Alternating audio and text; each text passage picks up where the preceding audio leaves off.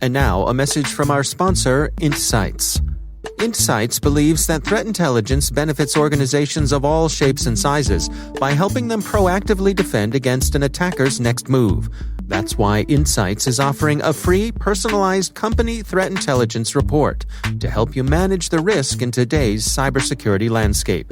Using only your company's domain, Insights' proprietary tools find potential external threats, including phishing attacks and dark web mentions, targeting your organization within minutes.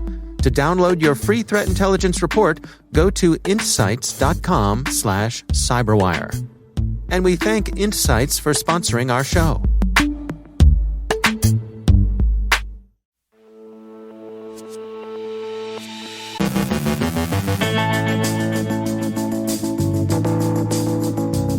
ReverseRat looks like a state-run espionage tool active in South and Central Asia. The U.S. Justice Department seizes 33 sites run by media aligned with the Iranian government. Poland offers more clarity on a cyberespionage campaign it attributes to Russia. And Intercept and inspection companies' executives are indicted for complicity with torture. NSA opens a cybersecurity collaboration center for industry. Joe Carrigan examines Apple's push to replace passwords. Our guest is Shazad Merchant from Gigamon with a breakdown on security guidelines for hybrid cloud programs. And the FSB says it hopes for reciprocity.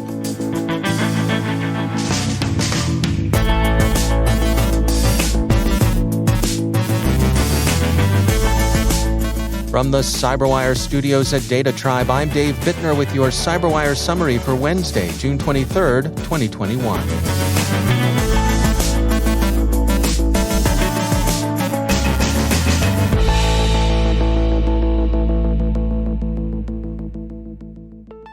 Lumen's Black Lotus Labs have described a new Trojan they're calling ReverseRat.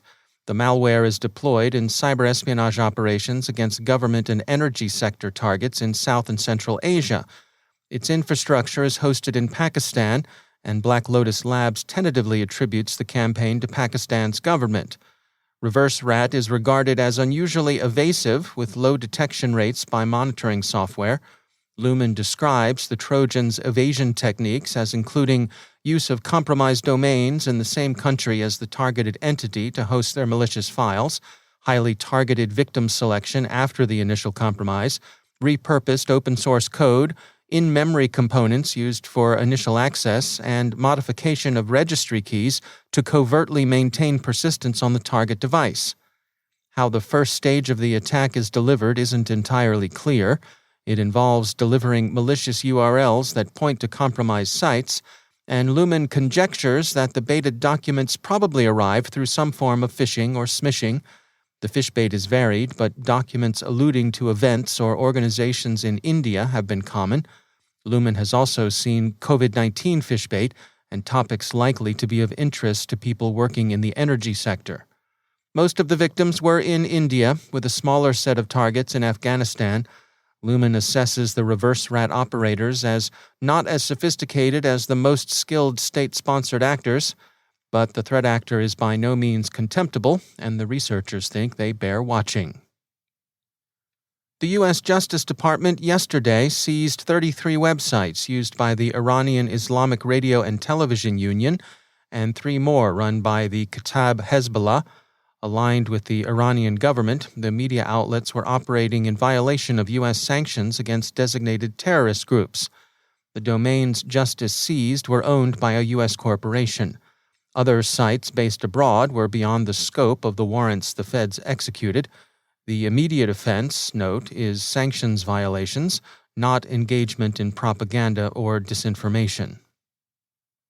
Polish authorities have offered more details on the cyber attacks their country has sustained over recent months. They attribute the campaign to UNC 1151, a threat actor associated with Russian intelligence services and generally regarded as responsible for the Ghostwriter campaign. According to The Hill, Polish intelligence services regard the campaign as part of a larger effort aimed at destabilizing Central European governments. A spokesperson for the Polish Minister Coordinator of Special Services said yesterday, quote, "The findings of the Internal Security Agency and the Military Counterintelligence Service show that the UNC 1151 group is behind the recent hacker attacks that hit Poland. The secret services have reliable information at their disposal which links this group with the activities of the Russian secret services." End quote. The attacks involved the compromise of email accounts. The Washington Post puts the tally of affected accounts at more than 4,300, at least 100 of which belong to current or former Polish government officials. Klopp is down but not out, apparently. Motherboard says the Klopp gang, that's C numeral 1, numeral 0, letter P, Klopp, has resurfaced after some of its principals were arrested in Ukraine last week. Other members of the gang have made a reappearance on their dark website, posting what they claim is information stolen from some recent victims. The gangstas aren't answering their email, or anyway, they're not responding to the "Hey, what's up?" Motherboard sent them, but they appear to be signaling that they're not out of the picture yet. Still, we can hope, right? Reuters reports that NSA has opened a cybersecurity collaboration center. The new center aspires to closer ties with U.S. companies. It's hoped that sharing information on attacks will be mutually beneficial, especially as companies that operate portions of critical infrastructure increasingly come under attack. The head of Russia's FSB says Russia intends to work together to hunt down cybercriminals. Reuters says the FSB hopes for reciprocity from the U.S. The proof, of course, will be, as they say, in the pudding. Russia has always offered its cooperation in investigating cybercrime and other affronts, but their prospective partners have tended to regard the gift as Greek, like that big horse left behind on the beach outside the walls of Troy. We shall see. Security Week reports that French authorities have indicted 4 former and current executives of Nexa Technology, an intercept company formerly known as Amisys, on charges of complicity with torture carried out by Egypt and the Libyan regime of the late Muammar Gaddafi. The charges are complicity in acts of torture and complicity in acts of torture and forced disappearances. Amisys had sold deep packet inspection tools to Colonel Gaddafi's Libya, and the charges allege that the Libyan government used it for the surveillance and arrest of opposition figures who were subsequently tortured. After its rebranding as Nexa, the company is accused of selling a version of Amisys's Cerebro software capable of real-time message and call tracing to the Egyptian government, which is alleged to have used it in a similarly repressive fashion. The problem lies in the selection of customer. Whatever one thinks of the possibility that surveillance tools can be used legitimately and legally, to whom they're sold matters a great deal. It's difficult to say that their abuse by Gaddafi was unforeseeable by a reasonably well-informed person. And finally, the Market Research Telecast has an account of the Nephilim ransomware. It's the computer virus that robs but the rich, the headline says.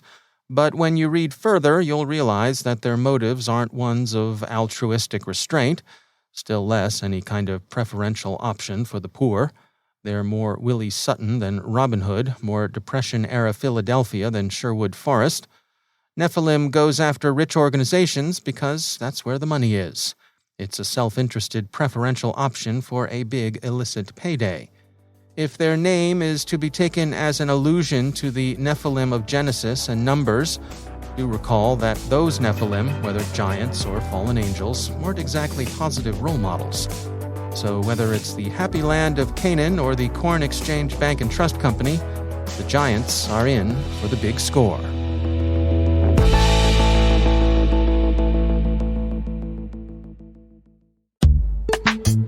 And now, a word from our sponsor, KnowBe4. There's a reason more than half of today's ransomware victims end up paying the ransom. Cybercriminals have become thoughtful, taking time to maximize your organization's potential damage and their payoffs. After achieving root access, the bad guys explore your network, reading email, finding data troves, and once they know you, they craft a plan to cause the most panic, pain, and operational disruption. Ransomware has gone nuclear. The folks at KnowBe4 have an upcoming webinar that'll get you up to speed on ransomware.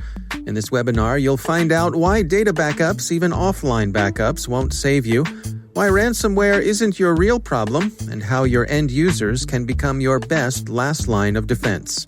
Go to knowbefore.com/ransom to learn more about the webinar.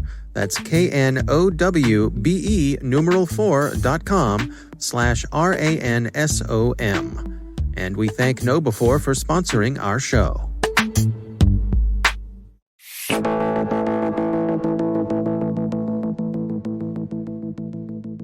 The journey many organizations are taking toward the cloud can include stops along the way, mixing various elements from different suppliers. Shahzad Merchant is Chief Technology Officer at Gigamon, and he shares insights on the elements he sees leading to success in hybrid cloud deployments. Today, cloud is foremost on people's mind. Almost every CIO, every CISO you talk to has a mandate to move to the cloud. And that typically means one of three things. The first is to migrate towards a private cloud infrastructure, where they're essentially hosting their own applications in a private cloud environment in their own data center. Or it can mean moving to infrastructure as a service, in other words, AWS, Azure, GCP. Or it can mean moving towards a SaaS first model, right? Which is you move towards software as a service first. And what you cannot satisfy with the SaaS model, then you leverage either infrastructure as a service or you leverage a private cloud infrastructure. But I think almost any company you speak to today is well on their journey towards this framework and this model. The degree to which they have made the transition varies, but almost every company is on this journey. Is it safe to say that talking about hybrid cloud, that covers a broad spectrum of possibilities? It absolutely does. It covers the spectrum of a hybrid from the perspective of your own private cloud and the public cloud, but it also covers the spectrum of having multiple public cloud providers. You could have your applications hosted in AWS, you could have some applications hosted in Azure, some in GCP, and that's a different aspect of hybrid cloud as well, right? And so maybe you can talk about that as multi-cloud, but really hybrid covers all of those spectrums. And from your perspective, what sort of things are you and your team tracking in terms of some of the specific challenges that folks are facing? Yeah, and this is a really important conversation because one of the biggest challenges we see today in that customer journey is around security. And the challenge really stems from one key problem, and that is that in almost every cloud journey today, agility is trumping security. In other words, how quickly can I move to the cloud? How quickly can I deploy my applications and get them up and running in the cloud is trumping the security requirements of running those applications in the cloud. And that's a big challenge today because what is happening is people are forgetting the security lessons of the last 20 years and are moving at a pretty quick pace. And in the journey, we are resulting with a situation where we have significant gaps in the security posture of many of these companies. Does it have to be an either-or situation? Is it possible to move, to be both nimble and secure?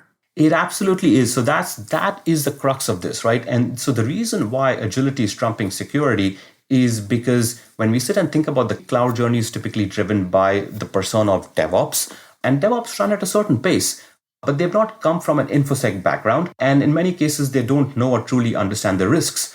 And on the other hand, InfoSec teams have not come from a developer mindset and don't understand DevOps programmability and automation. So that's the real problem.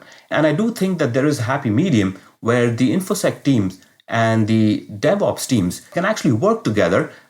Hybrid cloud is here to stay. I think the one thing I would say is, as I mentioned earlier, making sure that we don't lose the paradigms that we've learned over the last 10 years. Defense in depth is important. We have to monitor all communications, all patterns of usage. It doesn't matter whether it's on-prem, in the private cloud, in the public cloud, or it's a fully hybrid infrastructure. I can't emphasize this enough, is continuous visibility is critical for security of your workloads, regardless of where they live or reside. That's Shahzad Merchant from Gigamon.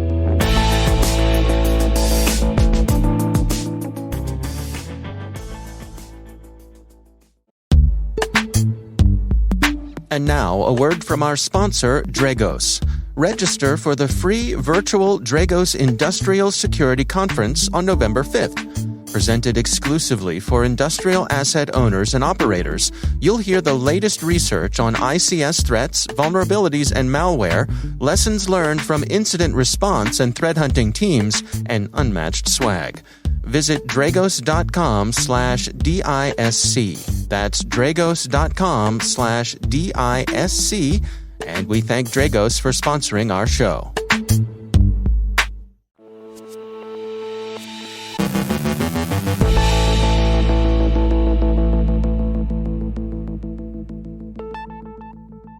And joining me once again is Joe Kerrigan. He's from the Johns Hopkins University Information Security Institute and also my co-host over on the Hacking Humans podcast. Hello, Joe. Hi, Dave.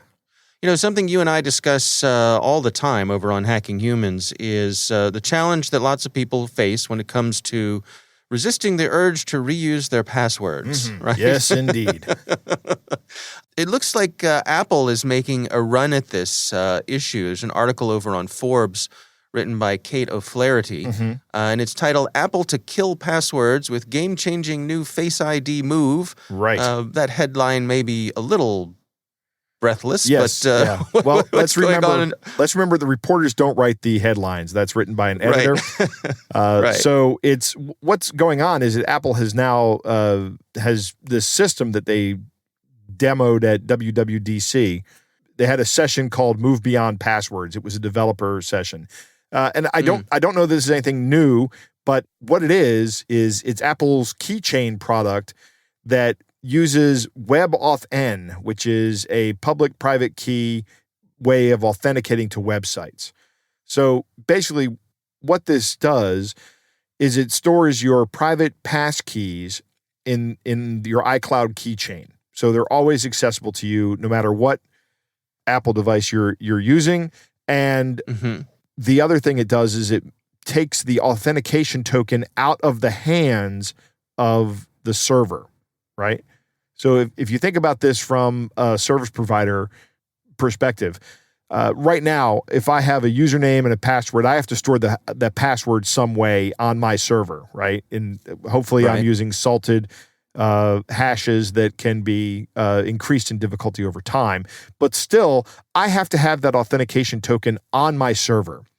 Well, with a key-based, with the public key, private key situation, I don't have to have any authentication information, right? I just keep a public key on my server, and if that gets breached, no big deal, right?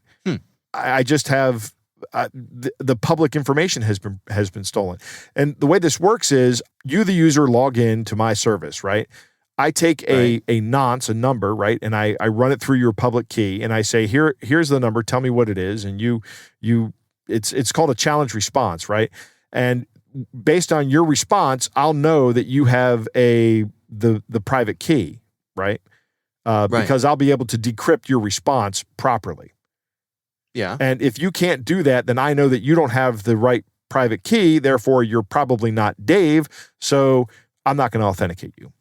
This is a lot better than passwords, right? And that's what they're doing here with this new feature, or that they're trying to get people to adopt, is they're securing this with Face ID and Touch ID. So now the user logs in and there's a video out there of how easy it is and how transparent it is for the user. And it's a really good job of letting the user authenticate using public-private key cryptography to authenticate right away to a web page. And it's fast, it's easy. The user doesn't have to remember a password. The key is that somebody is remembering the private key, right? And that's where the concern is. So what I'm going to put on my Nostradamus hat now, Dave. I'm going to predict the future here. What's going to happen is more people adopt these kind of systems. We're going to see attackers going after the users to try to get access to these key stores somehow. That's what's going to happen next. That's how this is going. So it's going to be important that companies like Apple do a really good job of protecting those key stores. Apple traditionally has done a very good job with security. Yeah. Well, I mean, it's an interesting thing to think about, right? I mean, do I trust Apple and their security team with this key more than I trust, Bob's Discount Pet Supplies website down the street? With a password, right. Right. Yeah. No, right. I'm with you on that. I trust Apple more with the keys, than I do Bob's Discount Pet Supply. And you know what? Bob's Discount Pet Supply would probably love just to have public keys for everybody. That would be great for them. So it's a good solution all around, I think. It's just, it makes the attack more difficult, which is good, but it doesn't make the attacks go away. We're still going to see attacks Right. on individuals to try to gain access to individual key stores. Right. And as usual, the way that Apple handles these sorts of things, if you are in the Apple ecosystem, this will be very easy for you to use. And if you're not, good day to you, sir. Right. That's 100% correct. The article does point out that you can also get the same kind of protection with a YubiKey. YubiKey is pretty much the same kind of technology. It doesn't store the keys; it kind of generates them on the fly. That's okay as well. But there is some talk in here about biometrics in this article, about the biometrics being non-changeable, right? Like if my Face ID is breached or somehow that gets broken, that's kind of tangential to this conversation, because really all it's using is Face ID and Touch ID is to give you access to your keychain key storage. Yeah. And I think it seems to me that so far, Face ID and Touch ID have both pretty much stood the test of time in terms of being reasonably secure solutions to what they're setting out to do. I would agree. They're pretty good. Yeah. As much as I rail against biometrics, we haven't really seen an attack that's feasible on these yet. Yeah. All right. Well, Joe Kerrigan, thanks for joining us. It's my pleasure, Dave.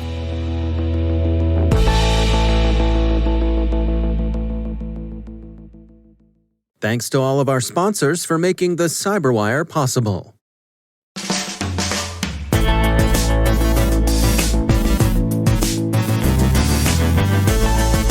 And that's the CyberWire. For links to all of today's stories, check out our daily briefing at thecyberwire.com. The CyberWire podcast is proudly produced in Maryland out of the startup studios of Data Tribe, where they're co-building the next generation of cybersecurity teams and technologies. Our amazing CyberWire team is Elliot Peltzman, Paru Prakash, Kelsey Bond, Tim Nodar, Joe Kerrigan, Carol Terrio, Ben Yellen, Nick Valecki, Gina Johnson, Bennett Moe, Chris Russell, John Petrick, Jennifer Iben, Rick Howard, Peter Kilpie, and I'm Dave Bittner. Thanks for listening. We'll see you back here tomorrow.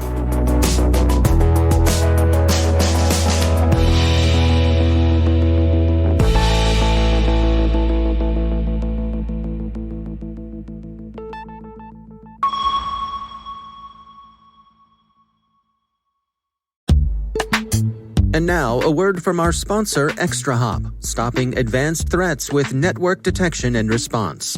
Stopping advanced threats requires knowing exactly what you're up against. With 90 days look-back, ExtraHop Reveal X is the only solution that shows you not just where the intruders are going within your network, but where they've been. ExtraHop Reveal X provides complete visibility across cloud, data center, and IoT, even when traffic is encrypted. Powered by cloud-based AI, Reveal X finds threats in real time, while powerful investigation and forensics capabilities allow you to respond 84% faster. See how it works in the full production demo, free online at extrahop.com/cyber. That's extrahop.com/cyber.